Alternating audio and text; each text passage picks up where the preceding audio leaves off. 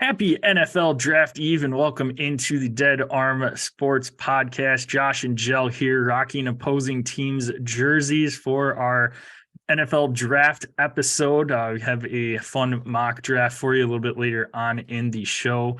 But how you doing today, Jell? One day away. 2 days for us. We're recording on Tuesday night here, but you're listening to Taco us Tuesday. On Wednesday. Every Tuesday's Tuesday. A good day. I had fish tacos for lunch, actually. Oh, that sounds great. Where were those from? I made them. Oh, made some tilapia. Hashtag not a sponsor. Taco Tuesday. Fish tacos not a sponsor. No, just did a little cast iron tilapia. Made an avocado cilantro sour cream sauce, which was orgasmic. Bunch of lime juice, all the other ingredients I mentioned, and got some feta cheese in there, a little green cabbage, and some radish. Nice. on a tortilla. I only have flour tortillas. They're supposed to be, I guess, on corn tortillas traditionally, shortage, isn't there? No. I don't know. Maybe there's a shortage on a bunch of shit, but yeah, it turned out freaking sweet. So had some leftover fish taco action, and I'm in a good mood. It's Taco Tuesday, baby. Nice. Although I eat tacos probably like 4 times a week. It's insane. Like chicken, fish, like breakfast tacos, any kind of taco, like it's going down.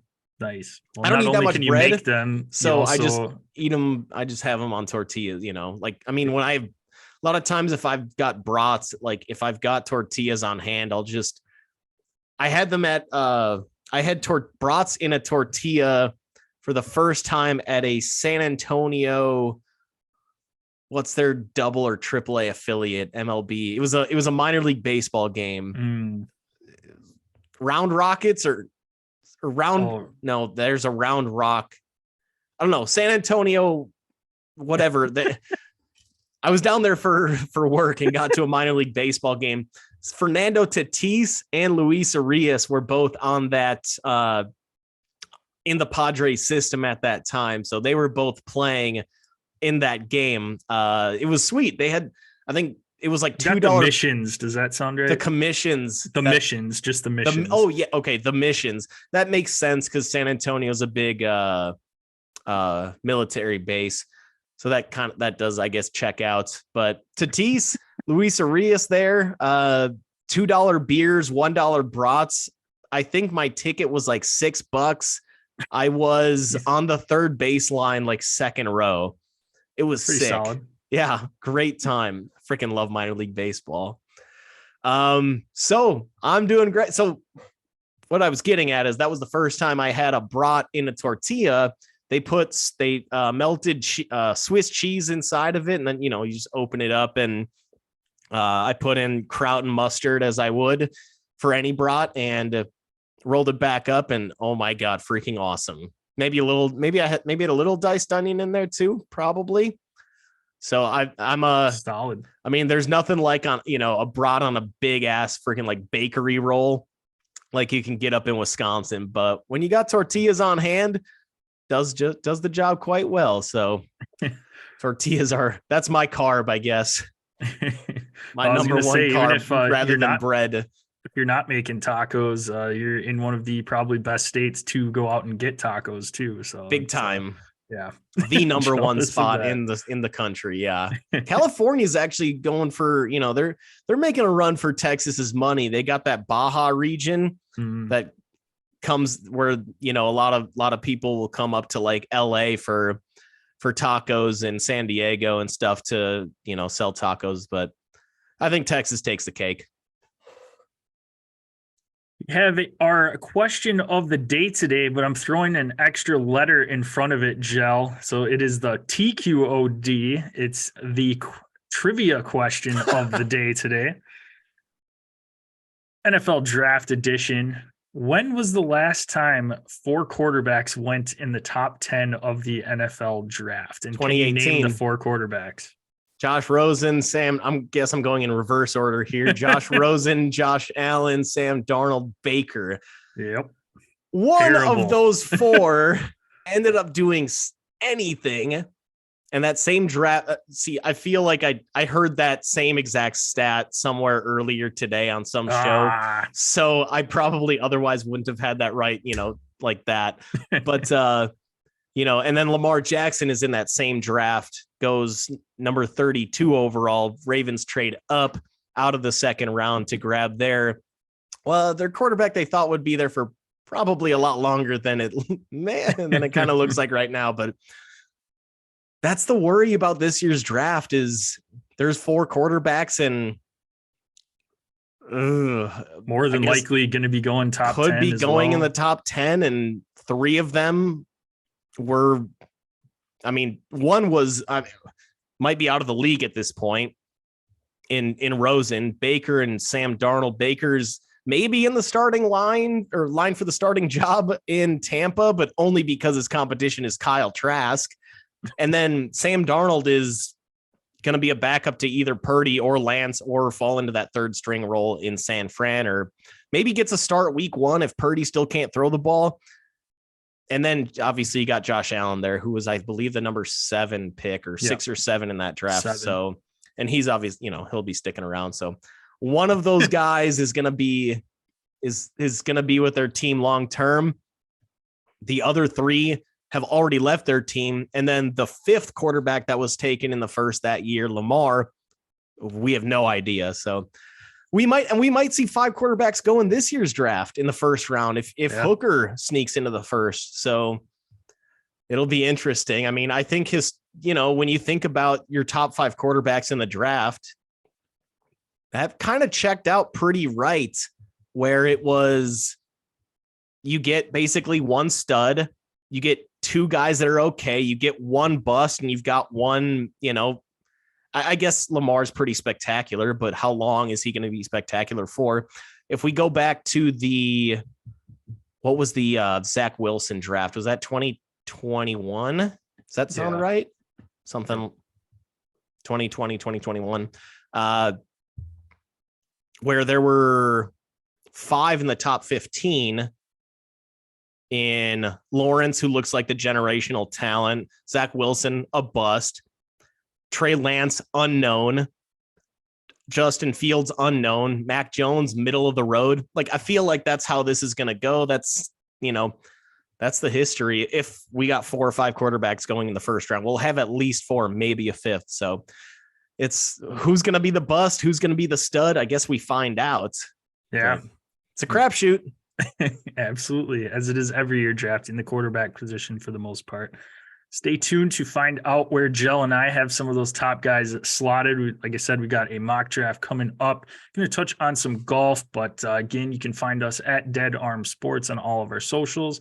Go to YouTube, type in Dead Arm Sports into that search bar. Today is a great time to stop listening to the podcast and go to YouTube. We are going to have our mock draft up on share screen, so you can follow along easily with the draft if you prefer a visual aid to help you out with our picks. It's going to be really helpful for you to keep track of who's gone, who hasn't been taken, and you can be like, what the fuck? Why hasn't X player been taken? And it'll be easier to follow visually than just via podcast. So especially because we're going to be doing 2 separate mock drafts. So I'd recommend check out YouTube. That's going to be the easiest way for sure. Subscribe, click the bell there. That way you know for future when our live episodes drop. We monitor that chat. You can ask us any questions. If you're on there live right now, you can ask us any questions in regards to our mock draft as we unveil that a little bit later on. Subscribe, rate, and review the podcast on your favorite listening platform. Send us a screenshot. We will swag you up. Otherwise, you can always hit us up on our socials at Dead Arm Sports, at DasJel. That's at DASJEL. I can be found at DasJPEC. That's at DASJPEC. Give us both a shout out and a follow. Going to kick it off with a very, very quick Zurich Classic recap here. Had Nick Hardy, Davis Riley pick up their first PGA Tour wins. I like the Davis Riley action. I will say that. Don't know who Nick Hardy is. I think of, Hardy. Isn't that a bike company, like a BMX bike? Hardy's. That's a Huffy. Huffy. That's what I was thinking of. Jeez.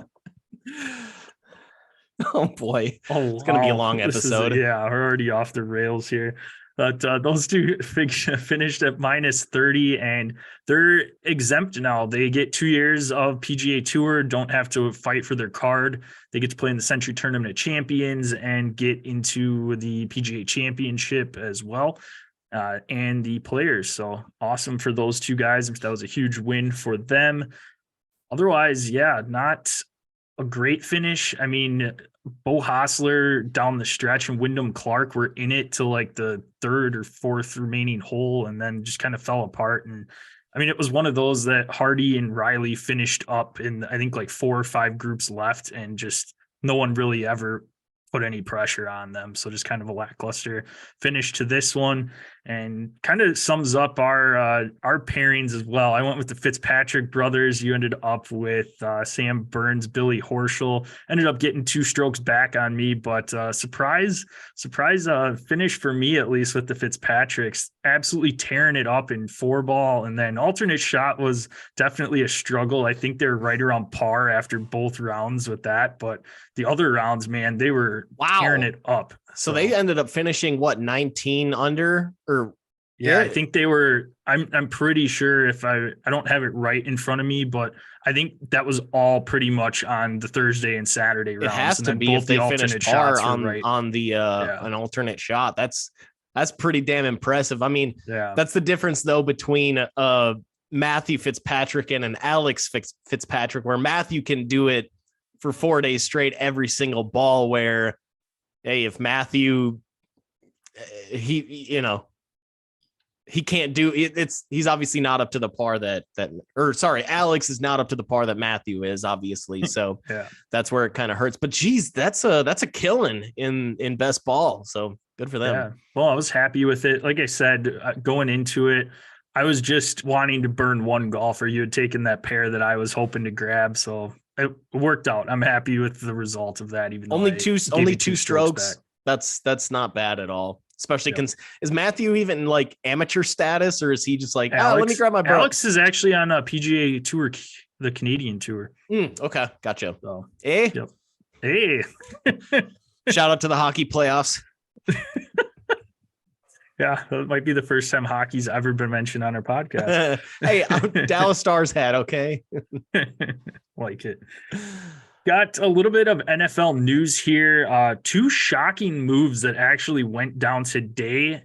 Joe Burrow and Justin Jefferson's 5th-year option was picked up by their respective teams. So just absolutely mind-blowing. I don't know what those teams are doing. It just makes no sense. But no, those were just like click of the buttons. Don't even need to think about it. Autopilot. Yep. Teammates on the best offense of all time in college football history. Yep. But no, the big transaction that finally another shocker, by the way, nobody saw this one coming. Yes, Aaron Rodgers is finally a Jet. That went down yesterday. On Monday, they should have everything finalized prior to the NFL draft. But yeah, he's a Jet. The Jets get Aaron Rodgers, the 2023 first-round Packers pick, which was the 15 spot, and a 2023 fifth-round pick. Packers get back the Jets pick from this year's, the number 13 overall, a 2023 second, 2023 sixth, and a 2024 second-round pick, which more than likely will be a first-round pick. Aaron Rodgers just has to play 65% of the snaps, and that'll turn into a first-round pick, which, barring an injury, I mean, they traded for him. He should be. Watch him retire week 9. And he only plays 50% of the snaps, and then comes back. God, he would do something bitchy like that. But I guess long story short, this is a second this year. It's a 2, moved up 2 spots from 15 to 13. What is that worth? Maybe a 4th? Probably. If that was done on draft day, you'd probably have to give up a 4th to move up those 2 spots. But like, it's essentially the Packers get the Jets second rounder this year and likely a first next year for Rodgers. And then, there's all those other extra late round picks. Yeah. And the Jets are picking up his salary. So, I mean, he's got a little bit of a cap hit this year on the Packers, but he's off the books next year. So I think that was the main thing with the Packers. If you get rid of him, he's not going to be on the books next year. So, and it also cleared up a ton of space for the Jets this year. They were able to convert next year's guaranteed money into a signing bonus. So they opened up I think they still have $43 million remaining in cap space now, which that makes me think, hey, you can afford going after a DeAndre Hopkins. Lamar. Go play running. He can play wide receiver, as Bill Polian once suggested before Lamar was drafted. No, I mean, I think it's a win-win for both sides. Packers were obviously ready to move on, and I think most Packer fans honestly were ready to move on. It's not a good riddance. It's a thank you for your service, but time to go. Enough of this. We appreciate your time. I just didn't want another year of it myself. I think a lot of Packer fans were pretty much over all the drama and everything. And him, I saw a quote today from Joe Douglas. One of the media members in New York asked, hi, how do what do you think this is going to do for Zach Wilson? How do you think this will affect him? And he's like, I think this is the best thing for Zach Wilson. He'll have a guy here to develop him, and he'll be able to look behind one of the best players of all time, best quarterbacks of all time. And I'm sitting there thinking, well, for that to happen, Aaron Rodgers would actually have to show up to practice, and which he has not done over the last 2 years. But so I thought that I've just side topic there, but I think it's a win-win for both sides. It's about the capital that I thought the Packers were going to get: a second this year, a conditional second/first next year. And if Rodgers retires after this season, the Packers do still get a first-round pick, assuming Rodgers plays 65% of the snaps. So, it's a win for both sides. We obviously saw this coming for months, and I'm just glad it's over before the draft so that both teams can figure out what they want to do in the draft and not have to think, what if we don't get this done by the time our pick is up? Yeah.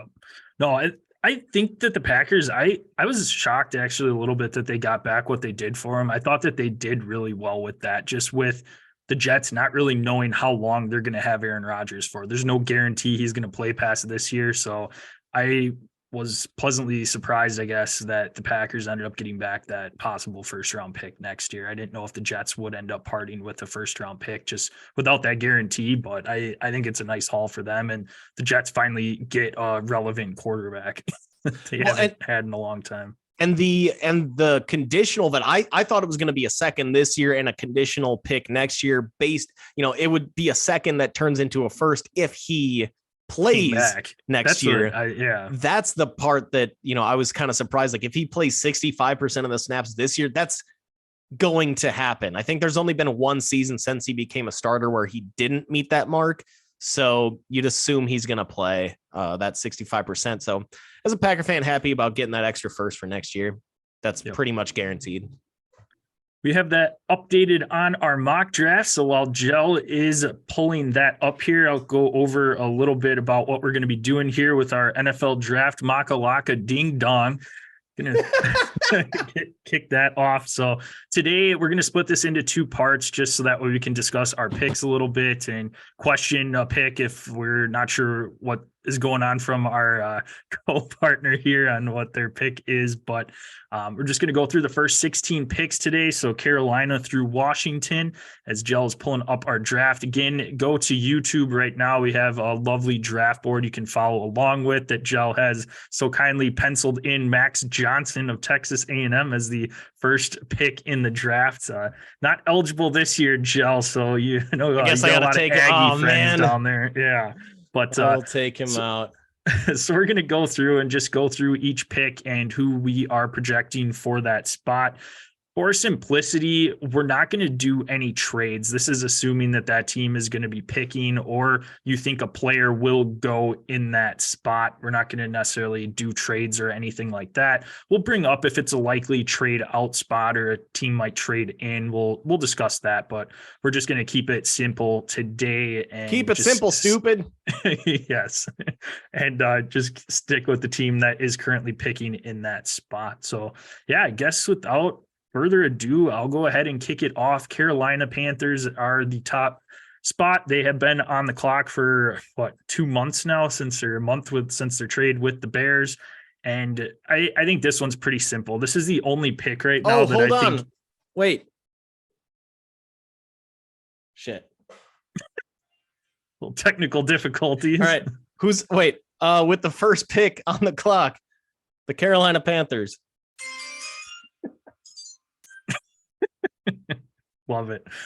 But I think this is the pick that is the only one that is penned in right now, and that's going to be Bryce Young, quarterback from Alabama. I'm sure you're going to be typing that in over on the other side too, Gel, but that just seems like the logical pick here. They trade up. They're obviously going to be going to quarterback, and this is the safest quarterback in the draft. Yes, in the end, he might not end up being the best quarterback. There are guys with maybe more potential, but this is the safest pick. This is a guy that you can lock in as your franchise quarterback here for the next while, and you can feel good about it, not really have to worry at all. You're going to have to find some pieces to help him out, but you can have him sit behind the beige water pistol for a game or two, learn the offense, and then Bryce Young can make an appearance. Yeah, I don't even see Andy Dalton making an appearance here. I think Bryce Young is the starter day one in Carolina. And Beige-Water Pistol doesn't deserve any more playing time than he's already gotten in his NFL career. God, that guy's made a lot of money for being mediocre, even as a backup. So good for him. Bryce Young, number one overall quarterback out of Alabama. I like it. Why don't we snake this, Joe? Who you got for your second pick here for the Texans?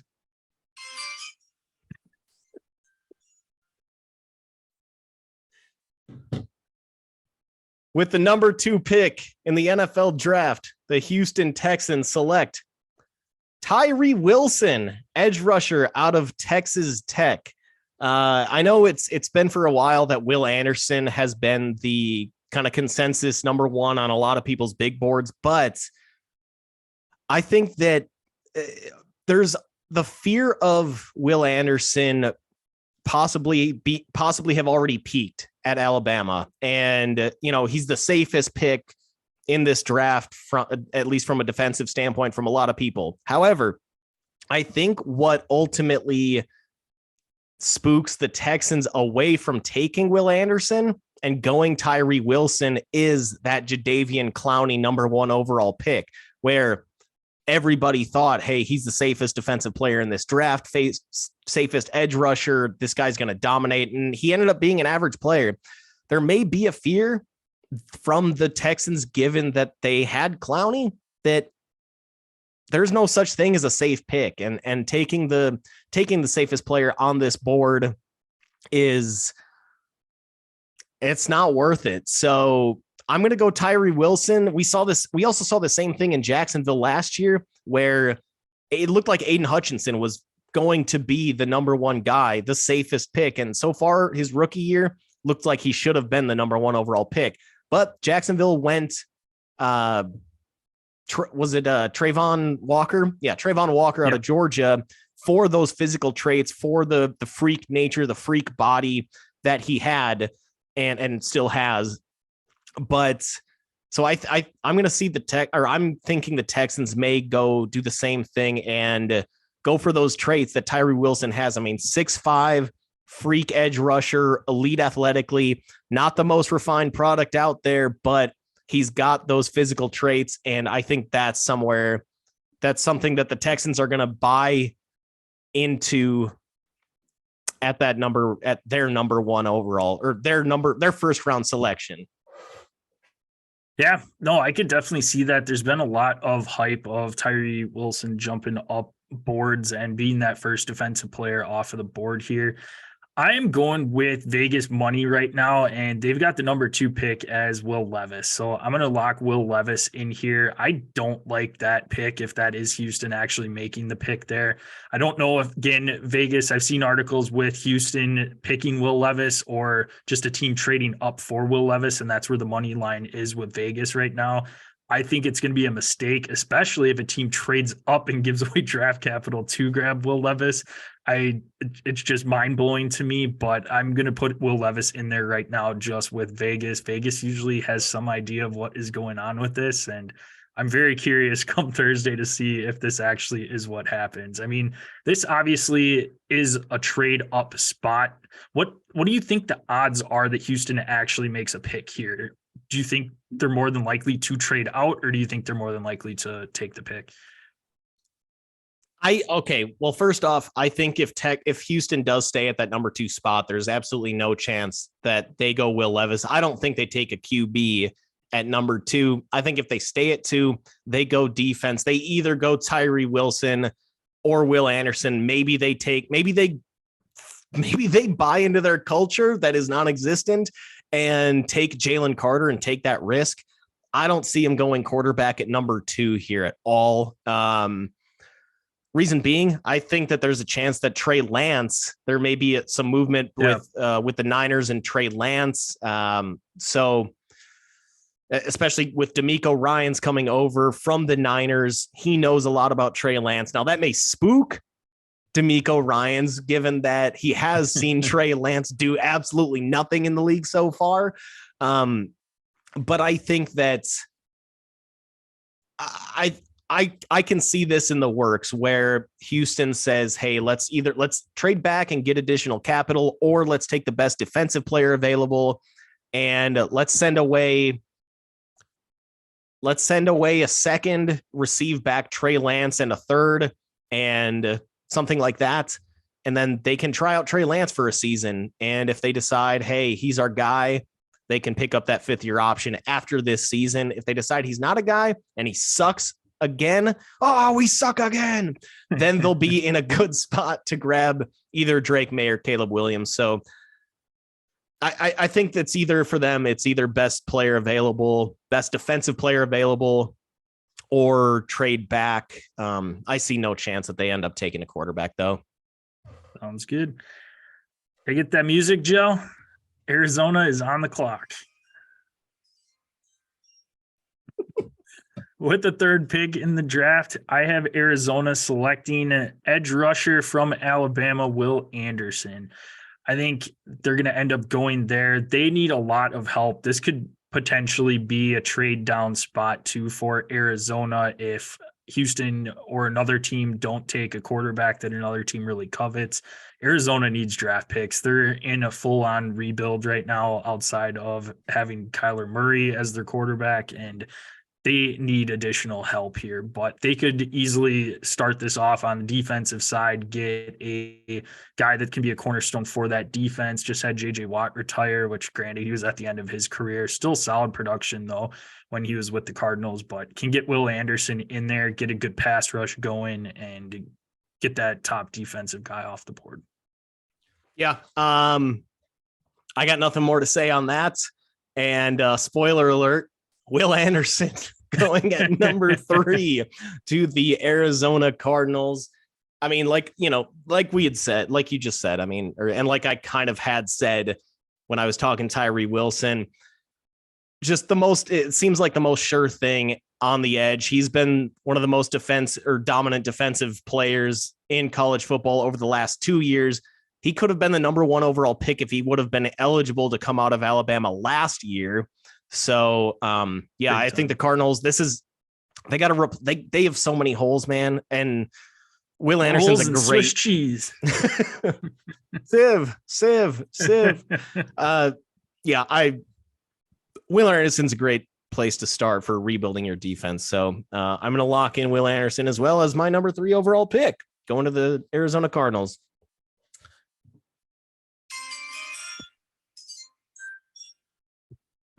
The Indianapolis Colts are on the clock at number 4 overall, and I am going to go. I mean, there's been a lot of buzz about Jim Irsay falling in love with this player, falling in love with the traits, and they're obviously in need of a quarterback. And I've been going back and forth on a couple guys here at quarterback. Obviously, they're as desperate as possible, but I'm going to go Will Levis, number 4 overall, to the Colts. Ultimately, I honestly think that they end up trading up to that number 2 spot to grab him, which could be a weird, or maybe up to number 3. I don't think they're gonna sit there and wait till 4 to grab him. But if there is no movement, which, like Josh said, that's what we're doing in this draft, and they do stick at number 4, and I think Levis, again, assuming no trades, would be available at 4. So I think that I'm going to go Will Levis there at 4 to Indy. One of the most quarterback needy teams, if not the most. Can we say the most quarterback needy team in the NFL? I mean, I guess you can throw Houston in there, but I mean Gardner Minshew is your other option. Mania. It's a battle of Gardner Minshew or Davis Mills. So, take your pick. But I think Will Levis is ultimately going to be a Colt. Just not sure exactly where, but assuming no trades, he will be available at 4 to them. Will Levis. I like it. If they trade up, I see that more being to that 3rd spot to Arizona. I can't imagine an interdivision trade for a franchise quarterback. What could screw that up a little bit. That's the only thing with that. They could, but it's going to cost them a ton to move up in the division to grab that quarterback. But no, that very well could be an ideal landing spot for Will Levis. I have a quarterback coming off of the board here as well, and that's Anthony Richardson. I've got Anthony Richardson here to the Colts. I think he is in a good spot here where he can sit behind Gardner for a little bit, and just a freak athlete, a guy that could potentially be the best quarterback in this draft, but just has a lot of work left to do with that. And it'll be interesting. You got some solid receivers there to work around with the Colts with Pierce and Pittman, but got a good run game, so maybe that helps him out a little bit. He's dynamic in that run game as well, and I think this is a good spot for Anthony Richardson. Yeah, I think that's that was obviously the other quarterback that I was debating on was going Anthony Richardson here. Like I said, I went back and forth on those two guys. I would have gone Anthony Richardson here, but the Vegas rumors of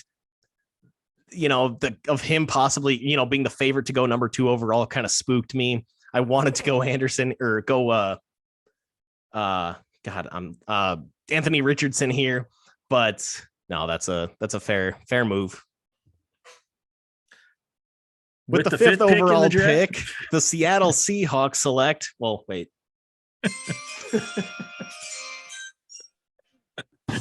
The Seattle Seahawks select Jalen Carter, defensive tackle from Georgia. I think this is a really good spot for him. Get some of that ferocious D back in the Pacific Northwest that was their bread and butter during the Super Bowl era with Russell Wilson there on the offensive side of the ball. Again, some issues there, but I think Pete Carroll's done a really good job with the players there. So I don't really see that as too much of an issue. Got a nice big disruptive force in that middle of the defensive line, and Jalen Carter would be a really nice fit in Seattle. I have my Bears jersey on. He's somebody that potentially could be there at 9 too if Seattle does pass on him, but I don't think they will. I think they're going to end up going Jalen Carter. Yeah, this is another one that I had been contemplating on for a while. I think Jalen Carter's a great fit there with Seattle and the Pete Carroll culture.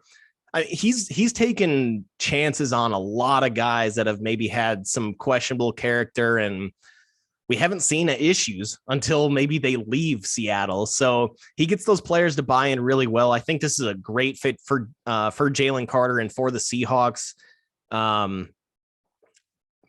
So I think this would be a great pick for them, but not so fast, my friend. Not so fast, my friend. In Gel's mock draft, I've got the Seahawks selecting Anthony Richardson, quarterback out of Florida. I think that they're ready to give Geno 1 year, maybe a year and a half, maybe at the Thanksgiving point of 2025. That's when, or if there's some bye week that, where it looks like Geno's kind of reverting back to what he was. Richardson has made some nice developments over the last year and a half. Bye week now, he's got Washington and then, I don't know, some other mediocre NFC team following, right? Arizona right behind him, like for his first 2 starts right after a bye week. Perfect time to make that switch. That's what I'm kind of envisioning what the Seahawks do. Jalen Carter is going to be extremely, extremely tempting for Pete Carroll to take and for John Schneider to take. But John Schneider, also the GM of the Seahawks, is one of those guys that, I mean, he falls in love with traits. Even when he had Russell Wilson, when Wilson was still in his prime back, a few years ago when Josh Allen was coming out, John Schneider was attending that draft workout or his pro day and all that stuff. So, and worked him out in the Seahawks facility. So he's a guy that loves traits, and Anthony Richardson obviously has all the traits. So I think Pete Carroll wants Jalen Carter. I think the GM wants Anthony Richardson. And ultimately they're saying, how far is Geno really going to take us and for how long? So that's why I'm going to go Anthony Richardson here. I love that fit with Seattle. I think that would be the perfect landing spot for Anthony Richardson, where, like you said, they committed a lot of money to Geno on the front end of that contract. They can get away with having Geno play for a year, let Richardson develop behind him, and that'd be a perfect system, assuming Pete Carroll or whoever takes over runs a very similar system to Pete Carroll's offenses that they've had there, and would be an awesome spot. You've got some solid receivers for Seattle as well. They've got a later pick in the draft as well that they might be adding some more help. You'll have to tune in tomorrow because they won't be for this one. But no, that would be perfect. Again, my mock draft, Anthony Richardson was off the board.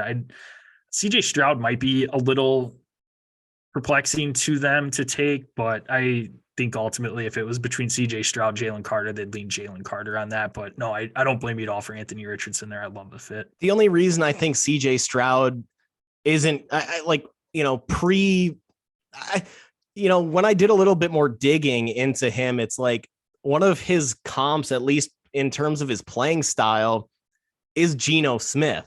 Now he's more accurate than Geno, but I mean, what exactly is there to fall in love with for Pete Carroll or John Schneider to fall in love with CJ Stroud? I mean, he's just got a lot of very average measurables in terms of, a lot, just everything. And just knowing this Seahawks squad, they love their high end traits, which is why I think it's Jalen or Anthony Richardson if those two guys are there, and nobody else should even be considered.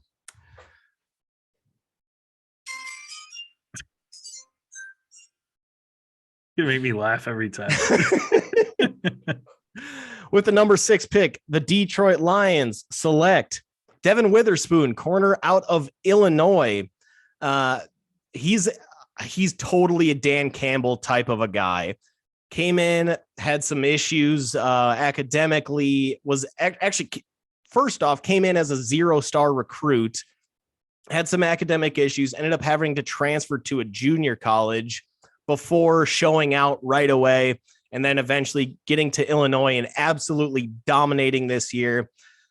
Dan Campbell loves his guys that are hard workers, are able to kind of, dig themselves out of holes, bite kneecaps, etc. And Devin Witherspoon was absolutely dominant this year in the Big Ten.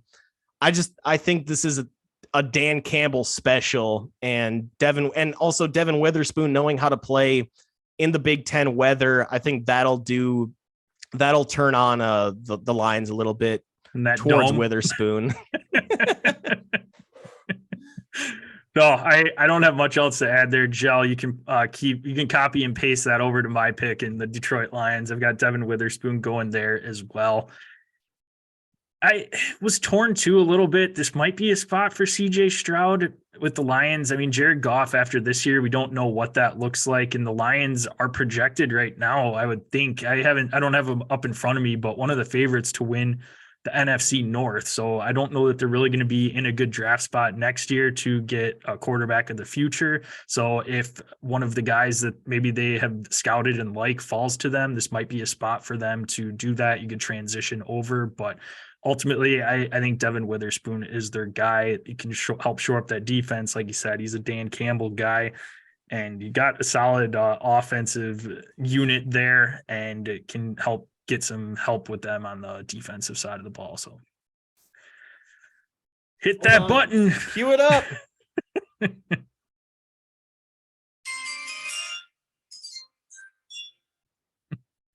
And with the 7th pick in the draft, the Las Vegas Raiders select CJ Stroud, quarterback from the Ohio State University. This is as far as CJ's getting down the board. If he go to YouTube, folks, for the Ohio State University going into the school selection there. But yeah, I mean, you have Jimmy G, so we'll see. He's probably going to be hurt after the 4th game of the season, and CJ will be thrown in there. But hey, they got Brian Hoyer, okay? Yeah, I forgot the all elusive Brian Hoyer. But no, CJ Stroud, somebody I think Vegas would be a nice spot for him. Doesn't get thrown in right away, but could compete for some playing time too early on. I think he can learn from Josh McDaniels, who obviously had a very successful run as the O coordinator for the best quarterback of all time, the GOAT Tom Brady. Big time Timmy Tom. Josh is going to want a quarterback for the future, and CJ Stroud is sitting there for him at number 7. So I like CJ Stroud to Vegas. Yeah, I mean, this is another guy that I don't see much of a difference between Jimmy G and CJ Stroud. I think they're pretty comparable players, although Stroud doesn't get, at least throughout his college career, isn't getting hurt every single year. So I think the fit is there. I don't know what the contract language is like in that Jimmy G, in the Jimmy G piece, because I think Stroud is one of those guys that you'd like to see starting pretty early on. Now, obviously knowing Jimmy's injury history, he may be starting week 6 because he's got no other option. They have no other option, but I think that's a pretty fair fit. And like you said, the Josh McDaniels factor is legit. However, in my mock draft, I have, with the Las Vegas Raiders, going with cornerback Christian Gonzalez out of Oregon. Also return specialist, where they have struggled mightily in the return game. I think they're desperate for cornerback help, and that's going to be the motivation to get one of the, the best available player outside of Jalen Carter in the draft here. I think Jalen Carter is a nice fit in terms of like needs. Like he fits Raiders where there's questionable character. That's first round pick. And that's like need wise. Yes. Mark Davis wise. Yes, absolutely. But hopefully Josh McDaniels and their new their GM that they brought over from the Patriots, spacing on that name, not going to think of it, is hopefully they'll talk Mark Davis off the ledge and say, dude, Jalen Carter in Vegas. Like we saw what happened when Henry Ruggs was in Vegas. We don't need another questionable character that likes to street race. So, sorry to bring up a sore subject there, but it's the reality. I don't think that would be a smart move there. So, I think Christian Gonzalez, one of the, he's great corner, fits needs, and high character guy as well.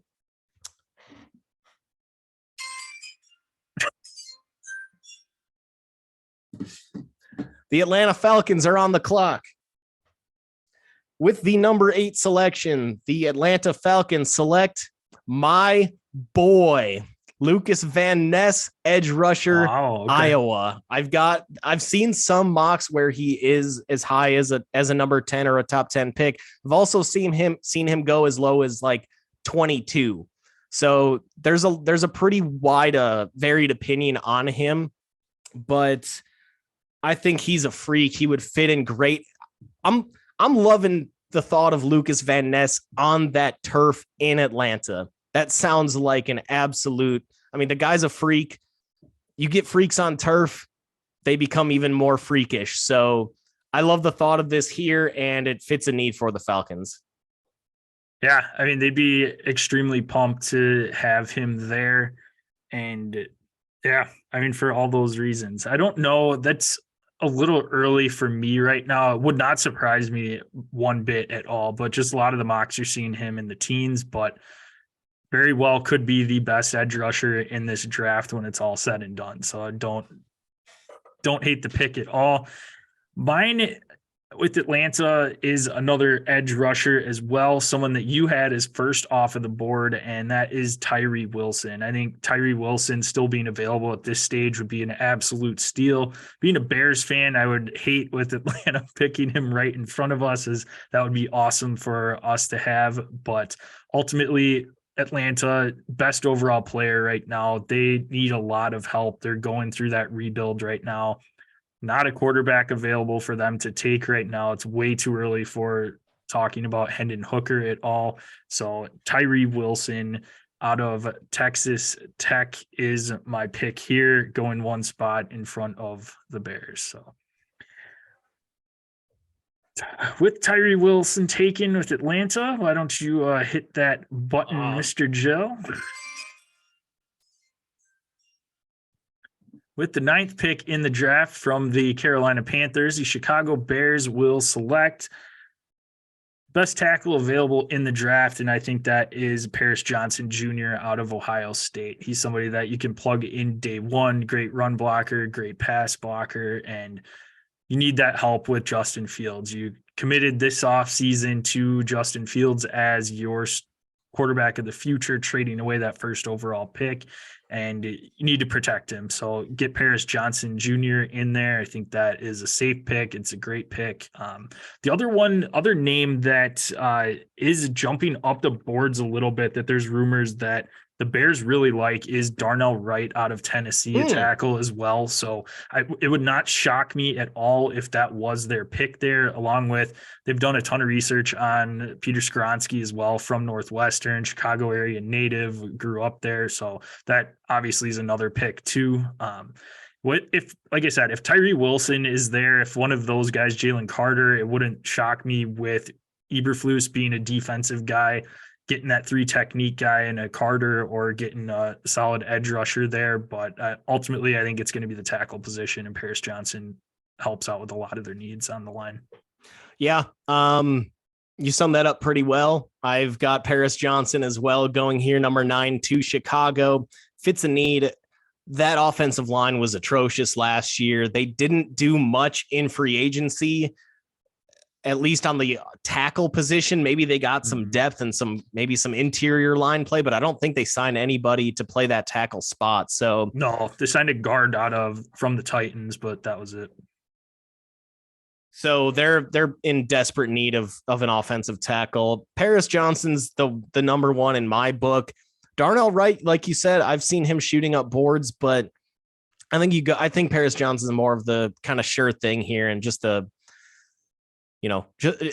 feel like he's more of a known. So I've got Paris Johnson as well, tackle out of Ohio State, going to the Bears.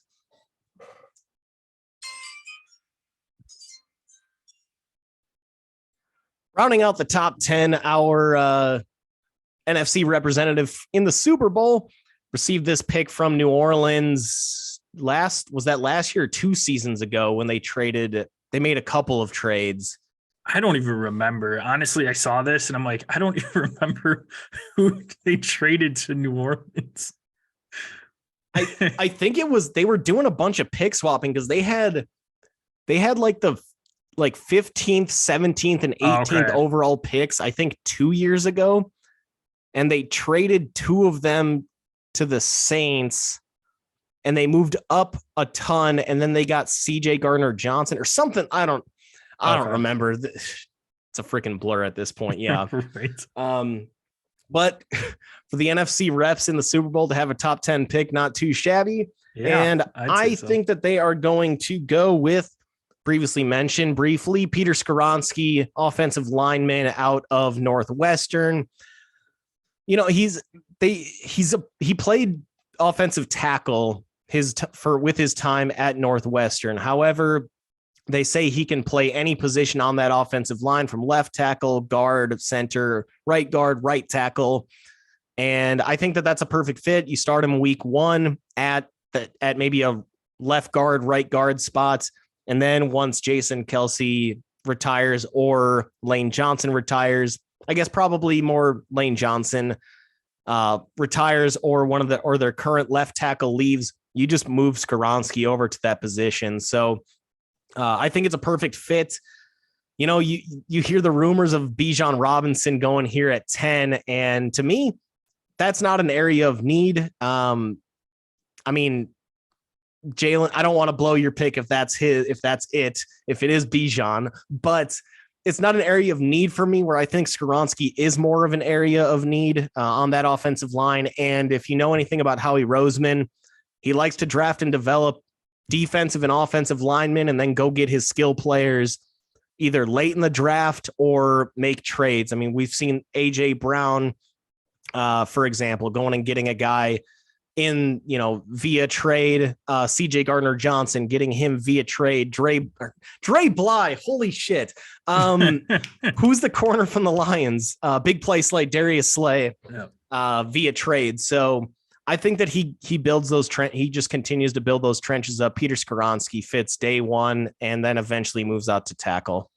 Yeah, Skoronski's a great call there. He's high IQ guy that, like you said, can play just about any position on the line. Great technique. So don't blame them at all to shore up that line. You just gave a ton of money to Jalen Hurts, so you need to protect him. I am putting Bijan here. Wow. So it's not, like you said, it's not a huge need position, but you signed Rashad Penny to a 1-year deal, and he has had a ton of trouble staying healthy. You lose him, there's not a ton on that roster. Kenny Gainwell's not a Rashad Penny back at all. No, I said he gets hurt. Okay. Yeah, Rashad Penny gets hurt, and there's not a ton on that roster because Kenny Gainwell's not 3-down guy. He is solid for a couple downs, but I think that they're going to end up using this pick here. This could be a spot too that maybe they trade back, pick up some extra picks too if someone is super high on Bijan, blows them away, or if one of the quarterbacks happens to fall. I think anywhere from the 9 to, I don't know, all the way to the probably 14 range is somewhere for a team to trade up potentially if CJ Stroud, Will Levis, Anthony Richardson fall there. But I wouldn't mind Bijan in that offense. It'd be pretty sick if you lined him up with Jalen Mustard in the backfield. But yeah, that would be ridiculous. Hit that button, Joe. Come on. With the 11th pick in the draft, Tennessee Titans select Peter Skoronski from Northwestern. So I think at this point, Tennessee is in no man's land right now. This could be, there's talk of maybe Derrick Henry being shipped out, Tannehill being shipped out. I think they're in a downward spiral right now, and you just got to go best overall right now. And I think that's Peter Skoronski. I don't think you can go wrong. He's about as solid as it gets. And like you said, not to beat a dead horse here, you can start him off at the tackle position. He played in college, move him over to a guard, do whatever you want with him. He's going to be solid, going to be a staple on that offensive line. So I think Tennessee can lock in a solid pick here and best overall. And we saw Rashawn Slater come out of Northwestern, and he was kind of looked, with the Chargers now, but he was looked at as one of those guys that he could play guard. He could start him at guard and then move him over to tackle. Yep. He ends up being one of the best offensive linemen his rookie year. Now, of course, he ended up getting hurt last season, but no, I think Skoronski could end up having that very similar upside. Also another, as mentioned, another guy out of Northwestern. My number 11 overall pick to the Tennessee Titans. Finally, CJ Stroud goes. Okay. As you mentioned, they're looking to potentially move off of Ryan Tannehill. It's been mentioned on this show. There have been reports that that Tennessee brass is already out on Malik Willis. You've got a brand new GM there as well, who did not pick Malik Willis, has no ties to Ryan Tannehill. And year one, a lot of these GMs like to grab their guy. I mean, Jordan Love, for example, year one of Brian Gutekunst. I didn't pick Aaron Rodgers. I'm gonna grab my own guy, Jordan Love. Ted Thompson did the same thing though. When he came in year one, he took Aaron Rodgers. So a lot of these GMs, they like to grab their guy that they can kind of hitch their wagon to, and I think CJ Stroud is that for the Tennessee Titans, especially given that they're in rebuild mode at this point. And somebody at some point is going to miss out on one of these quarterbacks, and maybe you can trade away Tannehill for a third or something, or if you get lucky. Yeah, no, I like that fit a lot. If he was still there, this is definitely a spot Tennessee would be more than happy to take a quarterback. And honestly, if any of those top 4 quarterbacks fall, I could see them possibly taking a shot on them. They need to do something at this point in time. They had their window. It did not work out well. It did not translate into the postseason, their division titles, and gotta do something here to start over. Could you see the Titans getting aggressive and trading up with Arizona to 3? I mean, I think it's unlikely that they'd trade up to 2 with Houston, just again, divisional opponents. Divisional. But it's amazing. You've got 3 teams in the same division in the top 11. That's not great. Right. That are all quarterback needy. Could you see Tennessee getting aggressive like that, maybe moving up to 3 there? Yeah. Or do they have too many? Like, the only problem with that is they have so many holes. You're giving up capital. That's the only downside. Because you're going to have to give up a ton of capital, because I would imagine 11 to 3. That's huge. I mean, you're giving up multiple. You're giving up first. Will Anderson, in future. that Arizona's giving up. So I would imagine that's multiple first round picks. Yeah. I would think so. Maybe if there's a guy that they're like, this is the guy that we want, he is our future, he's there right now, he didn't get taken at 1 or 2, then yeah. I mean, if you know it's a guy that you think and you're dead set on, and you get everybody on board with that, I mean, nobody's going to fault you down the road if you've got this guy for 15 years. Who cares what you gave up at the time? But you're also going to be out the door if it's not the right You've pick, got the Trey Lance example where the Niners gave up the farm, and now they're looking to get whatever they can for him, and they're starting the last pick in the draft instead, assuming health. So you're taking a risk here, but if Trey Lance had worked out, that move looks great. Nobody cares. Yep. All right. The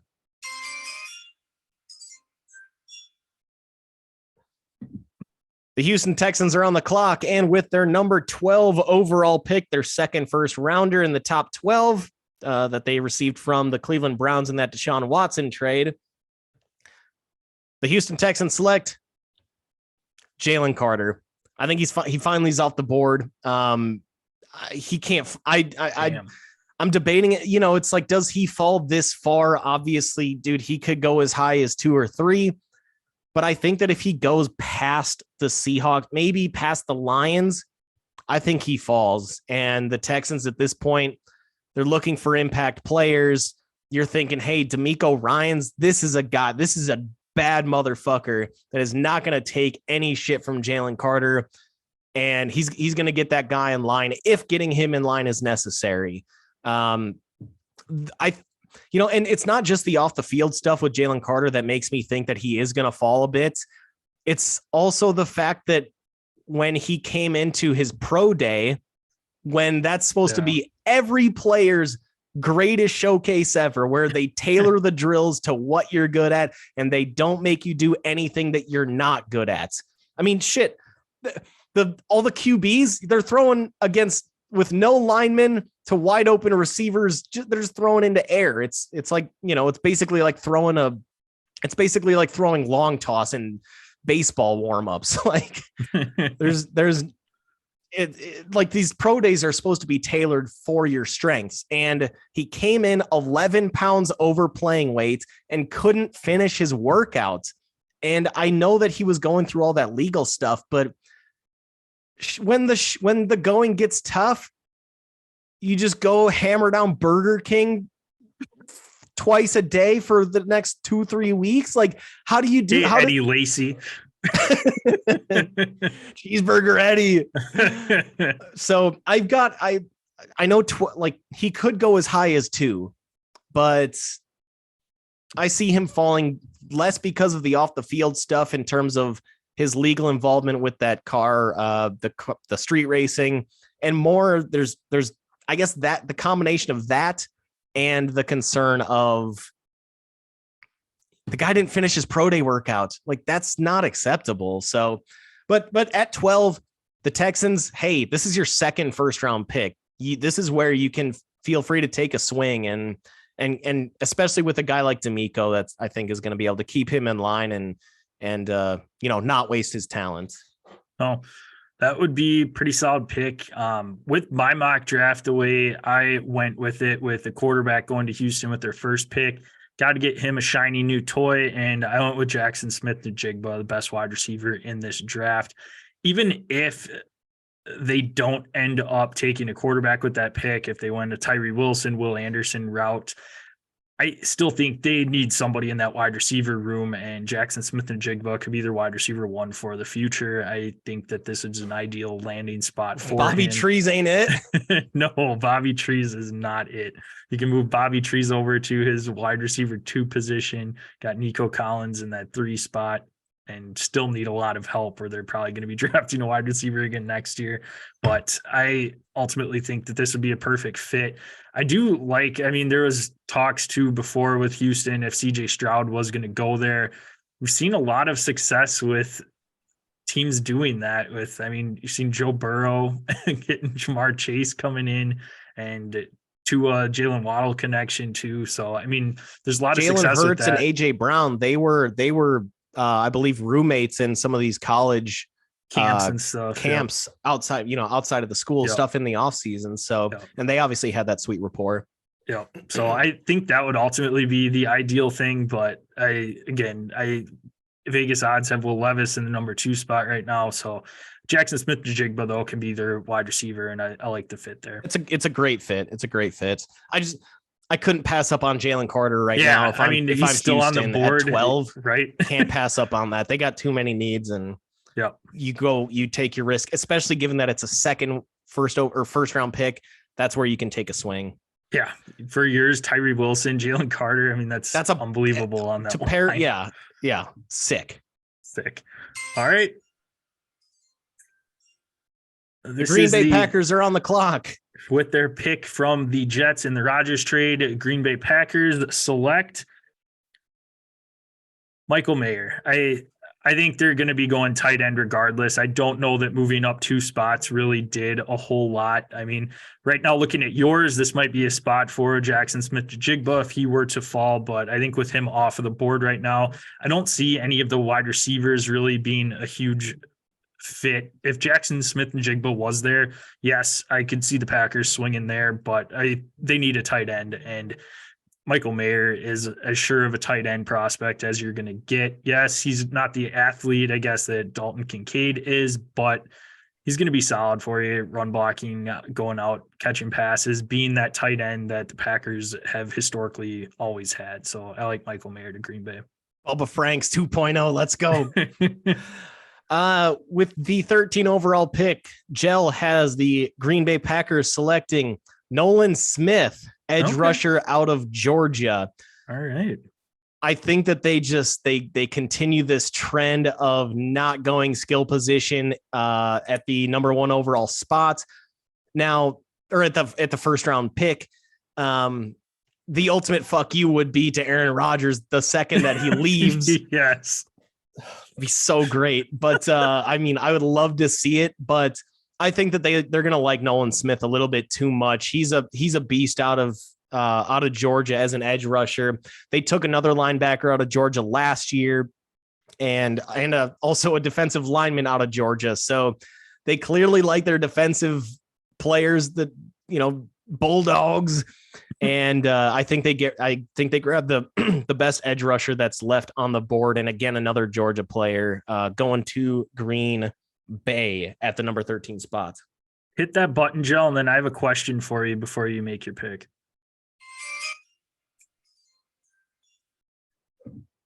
Please tell me you're not going to make me barf on camera right now and put Jackson Smith-Njigba to the Patriots.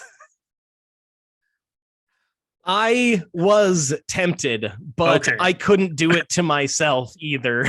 Oh yeah, you've got him in our campus at Canton. I've got him in the Canton. Yeah, I've got him in campus at Canton. I could not. Well, thank you and to the viewers for not making me throw up on camera right now.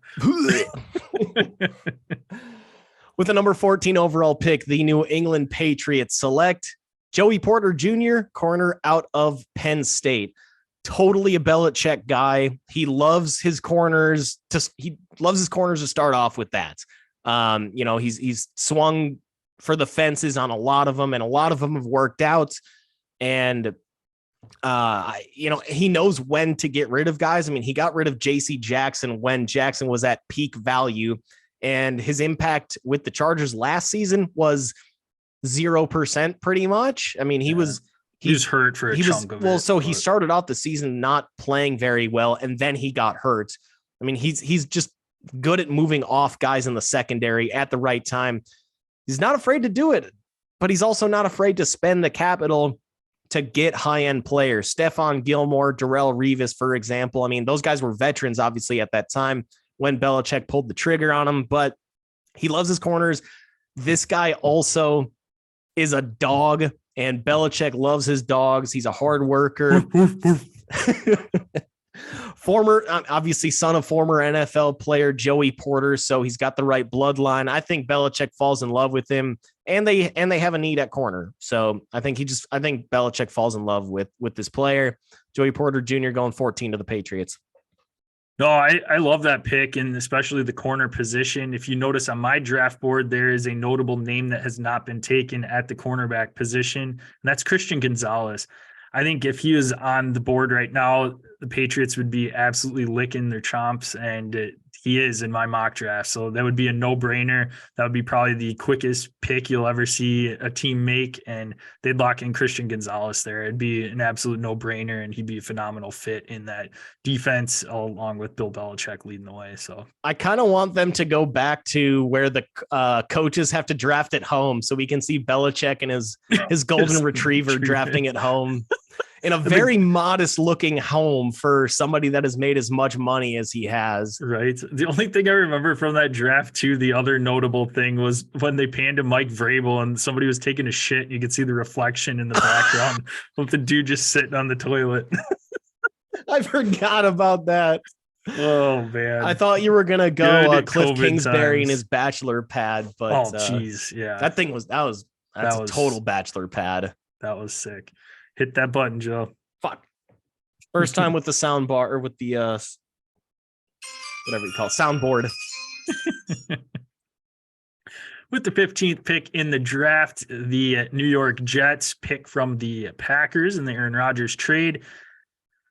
I've got them shoring up that line, getting Roderick Jones, tackle from Georgia. So I think at this point they're doing best overall, and this guy sitting here can be an absolute monster for them to throw in either tackle position, help get some additional protection for Aaron Rodgers.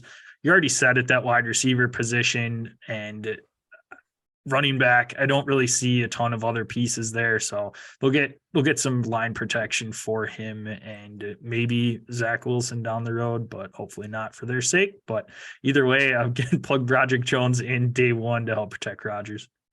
Yeah, Broderick Jones was originally my pick for the Jets at 13. However, I am pushing Jones down the board a little bit because the top receiver is still available at number 15. Pairing Jackson Smith-Njigba with Garrett Wilson, former teammate with Aaron Rodgers. That's a nasty young wide receiver room.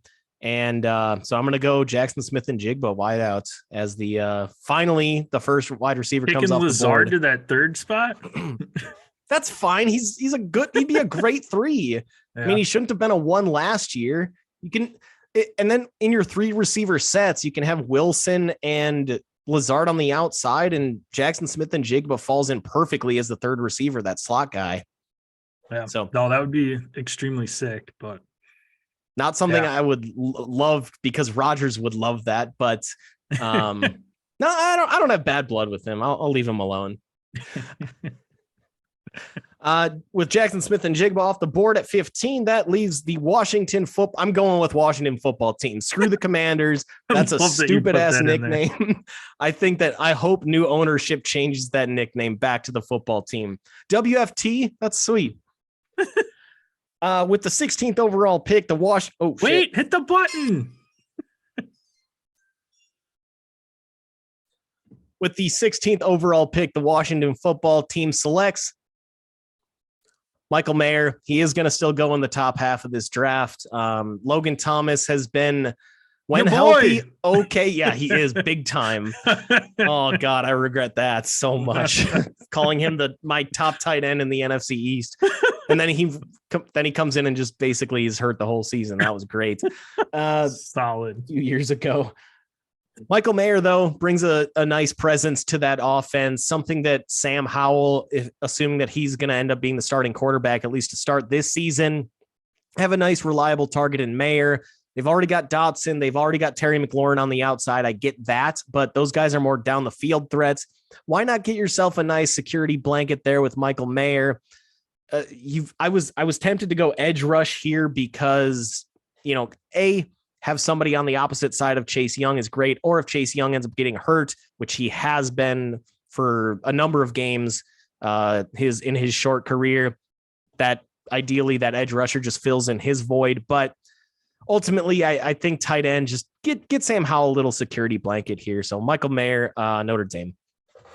No, I like that. I like that quite a bit. So yeah, it's nice to see. I'm excited that they're going to be giving, well, assuming they don't go and draft somebody, but I'm excited that they're going to give Sam Howell a little run here for at least a good chunk of the season, see what he's got. I think they owe it to him to do that. And hey, it was week 18, but he had a pretty solid performance that week as well. So I have Washington football team going on the other side of the board here, and Joey Porter Jr. sitting there, cornerback out of Penn State, and I think that would be an awesome fit. They need a solid corner to help protect, especially with going up against CeeDee Lamb, A.J. Brown. No one on the Giants at this point in time, but they need someone in there, and Joey Porter would be a perfect fit. Wan'Dale Robinson, if he can stay healthy. Yeah. But but the other two teams in that division, I mean, are pretty solid at receiver. Yep. So you can get that shutdown corner to help line up and hopefully mitigate some of the damage that those receivers will be doing. Yeah, the fit there is money. I mean, it's just a match. I obviously just had him going earlier, but it's a great fit. Yep. All right, so that will wrap it up. Though that is our first half of our mock draft, picks 1 through 16. We'll be back with picks 17 to 31 and an additional first pick in the second round as well. So we have an even 32 picks, but tune in tomorrow to find out the rest of our picks. We can be found at Dead Arm Sports, Twitter, Instagram. Check us out on Facebook at Dead Arm Sports. Go to YouTube, especially for these two episodes. Subscribe, click the bell there. That way you can watch our mock drafts. You can ask us any questions during our live feed. We will hit you up with answers back, or else if it's something we want to discuss a little bit further, we'll feature it on our next episode. Follow us at Dead Arm Sports, at DosGel, at DosJPEG. You can ask us any questions there. If you do miss our live feed, subscribe, rate, and review the podcast on your favorite listening platform. Send us a screenshot. We will swag you up with some Dead Arm Sports goodies. What are those platforms, Mr. Gel? You can find us on Apple Podcasts, Spotify, iHeartRadio, and Google Podcasts. Make sure to subscribe, rate, and review to whatever your chosen listening platform is. Also find us on YouTube, as mentioned. Again, perfect time to watch us on YouTube as when we're going through this mock draft. Much easier to follow than doing it via audio. I'm sure that some of you listeners have listened to mocks through podcasts, and it's pretty tough to kind of keep track. So, perfect time to find the YouTube page. Just search Dead Arm Sports and you'll find us there. Subscribe, rate, review, and we'll love you forever and ever and ever. We will be back again tomorrow on the actual draft day to finish this out, so that way you are prepped, ready to go for the actual NFL draft. Going to preview the Mexico Open before that, so tune Viva! In for Mexico. I was like, that's not Las Vegas. I should have saved that for the closing, Joe. But I'll be back with you guys tomorrow. Have a great night. Sleep well. Hopefully Santa brings you the player that you want in the morning for your team. And Joe, close her out.